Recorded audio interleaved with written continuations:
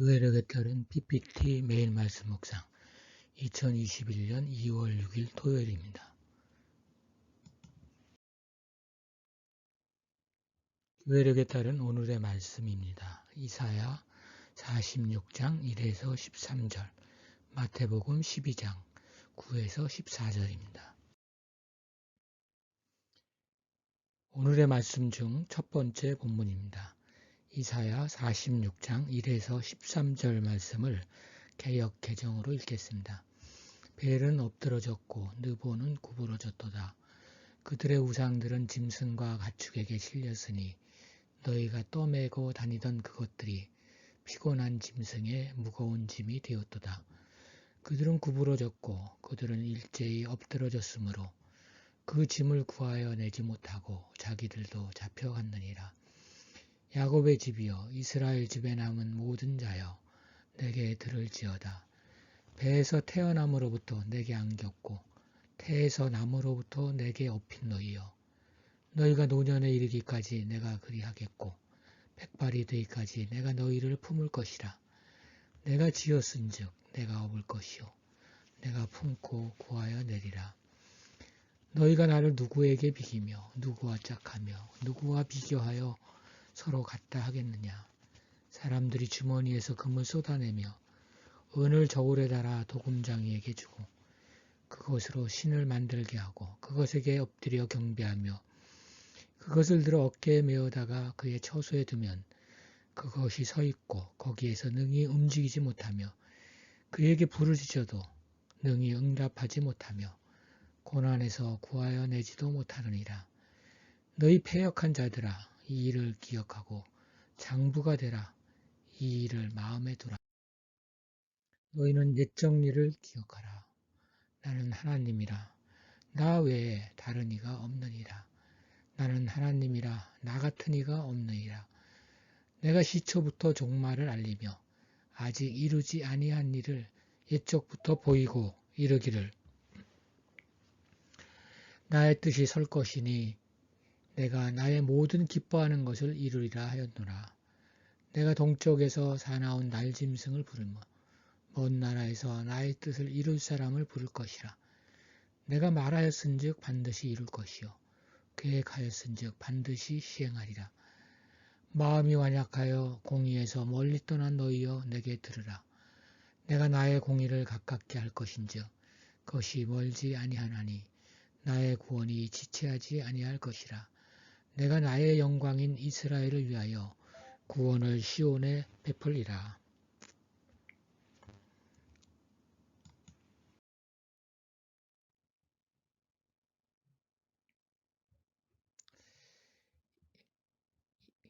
인간의 반대말은 신입니다. 인간과 신은 구조적으로 구성되어 있습니다. 신 없는 인간이나 인간 없는 신을 생각하기 어렵습니다. 그러나 신을 의지하는 인간은 약해 보이고 신 없는 인간은 무모해 보입니다.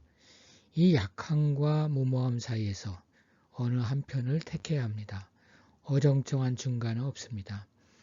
허약한 인간에게는 부르짖고 응답해 줄 신이 필요합니다.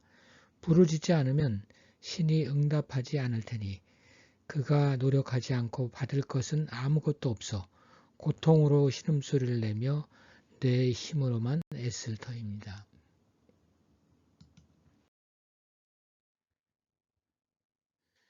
사람은 대체로 고난 중에 신에게 부르짖습니다.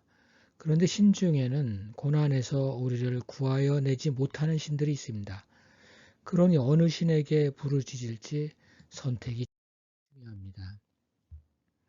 바벨론에는 중심신인 마르뚝과 그의 아들 신인 느보 등 여러 신들이 있었는데 그 신들은 사람들이 손으로 만들어 움직이지도 못하는 죽은 신이어서 사람들의 부르짖음에 응답할 리가 없었습니다.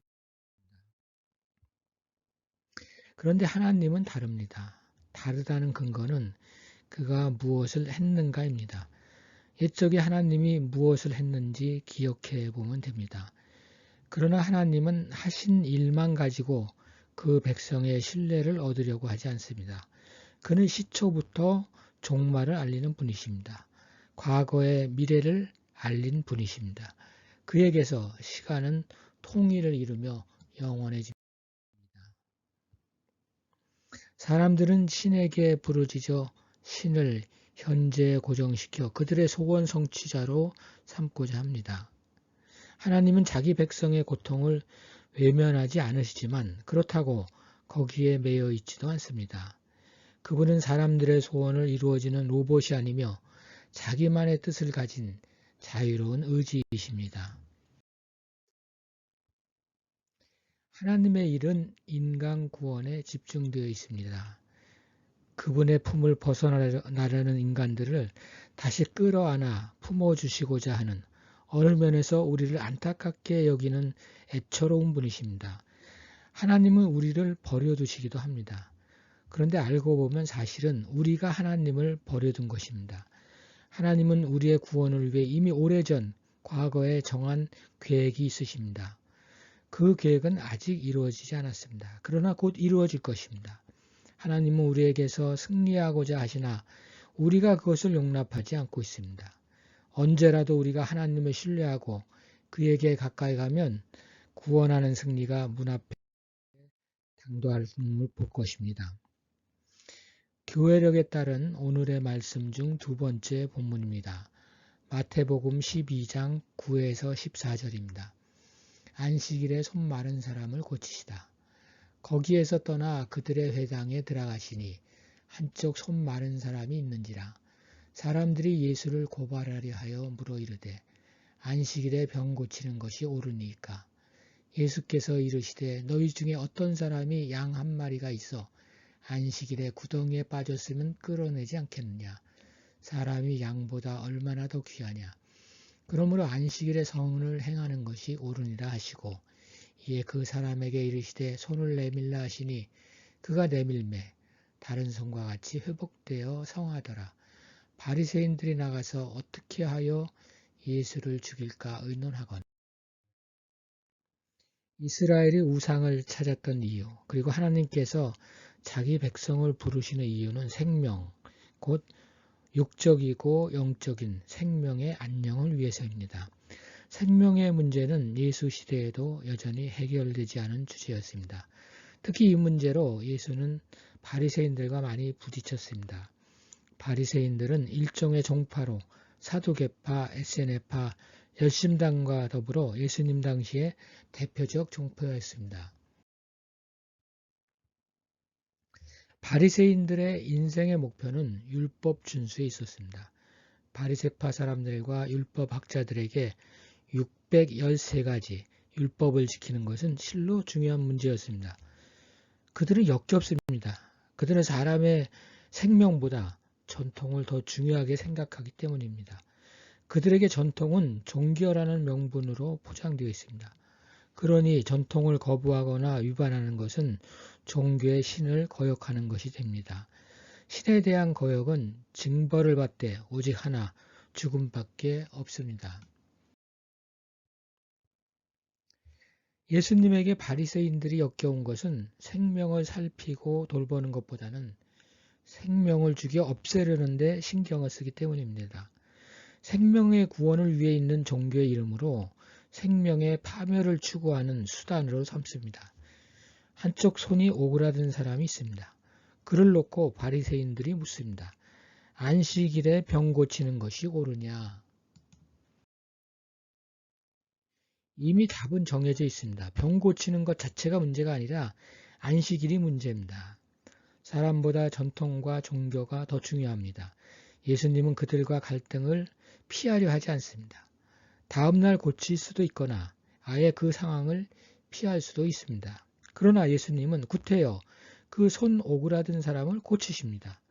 우리는 여기서 생명 회복의 시급성을 봅니다. 생명을 구원하는 일은 잠시라도 미루어질 수가 없는 것입니다. 생명을 구하는 일은 위험보다 심각합니다. 바리새인들은 예수가 안식일에 손 오그라든 사람을 고쳐주어 율법 전통을 어겼다고 생각해서 그를 죽이고자 합니다. 예수님은 죽음을 불사하고 생명을 회복시킵니다. 생명은 죽음보다 귀하기 때문입니다. 율법에 매여 있는 바리새인들은 역겹습니다. 사람은 불구자로서 천대의 구덩이에 빠진 생명을 구하는 것은 죽을 죄고 양은 구해도 되는 것입니다. 사람이 양 한 마리보다 가치가 없다고 생각하는 무개념의 율법 광신자들인 것입니다. 우리 사회에서 생명은 경시되고 있습니다. 다른 것들이 중시되기 때문입니다. 우리 사회에서 생명은 무력합니다. 힘이 없어 저항할 수 없는 생명들이 하찮게 여겨져 미련 없이 죽음의 세계로 던져지고 있습니다. 생명의 주인은 하나님이십니다. 사람들이 생명을 하찮게 여기는 것은 남의 생명을 자기 마음대로 처리할 수 있는 것으로 생각하기 때문입니다. 그런데 그렇지 않다는 것을 깨달아야 합니다. 생명의 주인은 하나님이십니다. 그래서 우리가 사람을 대할 때 그의 주인이신 하나님을 함께 고려해야 합니다. 우리를 둘러싸고 있는 세계는 생명으로 가득합니다. 그것들 뒤에 생명이 꽃 피우고 열매를 맺도록 가꾸시고 돌보시는 하나님의 손길이 있습니다. 생명을 돌보고 가꾸어 행복하도록 하는 것은 하나님과 함께 일하는 것입니다. 오늘도 내일도 예수님은 생명을 돌보는 일을 하십니다. 우리는 우주적 생명의 정원에 꽃이 만발하도록 가꾸는 정원사들입니다. 오늘은 생명을 위한 기도라는 것을 함께 드리겠습니다. 생명의 근원이신 주님, 주님 모습으로 사람을 창조하시고 성령으로 충만하게 하시니 감사합니다.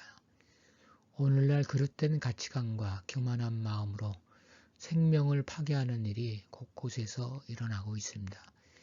인간의 오만함을 용서하시고 주님께서 생명의 주인이심을 세상 모든 이가 깨닫게 하소서.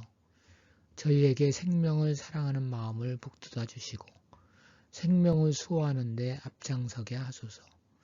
또한 저희가 하는 말과 행동이 영원한 생명으로 가는 진리의 길을 밝히는 등불이 되게 하소서. 우리 주 그리스도를 통하여 비나이다. 아멘.